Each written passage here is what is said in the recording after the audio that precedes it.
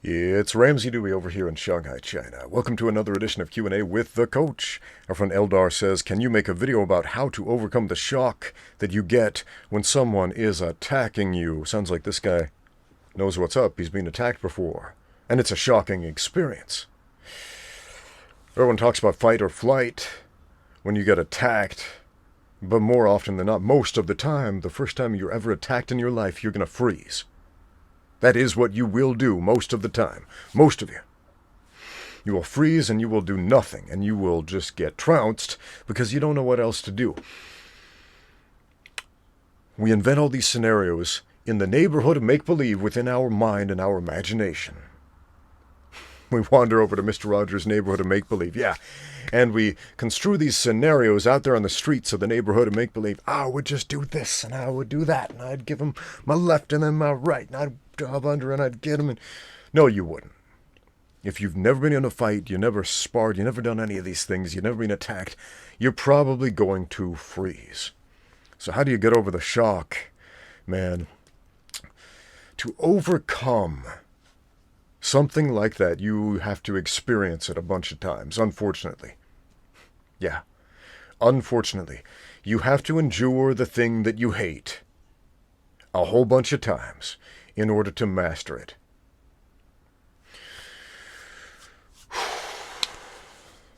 Here is one of the uncomfortable truths about all the guys who got into martial arts because they got picked on by bullies back when they were kids, and they thought, if I master martial arts, then they won't pick on me anymore, then that pain will stop.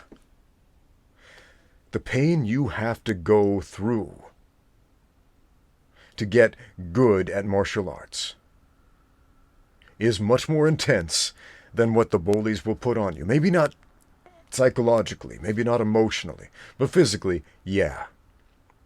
Physically, the beatings that you will get to get that good are significantly worse than the ones the bullies gave you back in grade school or high school or junior high.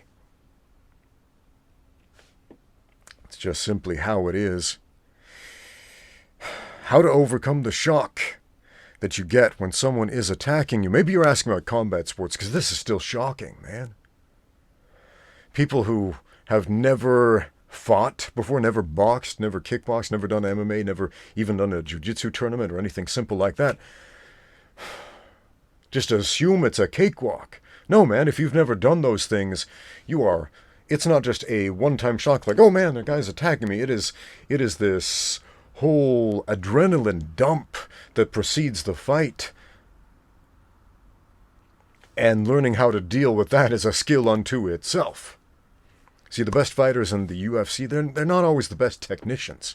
They're not always the best athletes. They're the best combination of technique and athleticism and aggression, plus the other factor that very few people talk about. Unless you watch this channel a lot, you've heard me say it a lot. The intangibles, people sometimes call them performance anxiety. The ones who are the best at performing in front of people, in front of the lights and the crowds and the people and the cheers and the boos and the ring girls and the cameras. Those are the ones who do really well. Take Conor McGregor, for example. He beat some guys he probably shouldn't have beaten. Take Jose Aldo, for example. I mean, on paper, Conor shouldn't have knocked him out like that. I mean, maybe he still would have won, but on paper, technique per technique, the fight shouldn't have gone down that way. But Conor had the intangibles people always talk about. Now, he had this way of dealing with stress that Jose didn't. And he had this way of heaping additional stress onto his opponent that Jose didn't. So that's how it worked out. So the shock in combat sports, man, that's real, man. When I read your question, I thought of my first professional kickboxing match. And in my mind before the fight, I was thinking, it's going to be kind of like sparring. I'll do this, then he'll do that, then I'll do this, and It didn't work out that way. The guy just came out like a bat out of hell, super aggressive, and just started throwing wild combinations all over the place, unrelenting. And I was like, oh, this is shocking. And I kind of shut down for a little bit. And I grossly underperformed because of that shock. And a lot of people said, oh, you're a bum. And what I needed to hear to improve as a fighter, and I didn't hear it at that time, but if I could time travel and tell my past self what to do in that situation, I would have said, it's okay. Buck up, camper. It was your first time. That's normal. And now that you've experienced that, you are better at handling that particular situation. And sure enough, after a couple more fights, I started winning some fights. And so when people came out all crazy and aggressive like a bat out of hell, I knew how to weather that storm and deal with it. And I didn't freeze, and I could keep my composure. It comes with experience. But unfortunately, someone attacking you is a very negative experience. And exposing yourself to that negative experience over and over and over again will make you better at facing that experience in a positive way, but it will definitely also take a toll on you psychologically, unfortunately.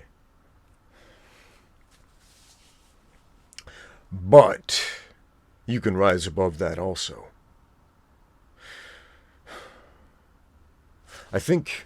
I know psychological issues, mental illness, etc. they're heavily stigmatized in all societies and all walks of life.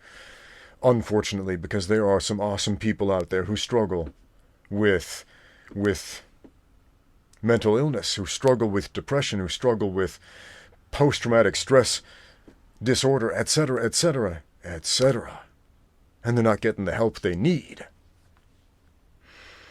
But it is not only possible, but you can absolutely turn these weaknesses into strengths.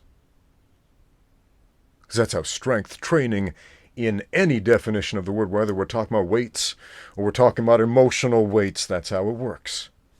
Right? You get torn down and then built back up through the healing process of life and time and proper recovery.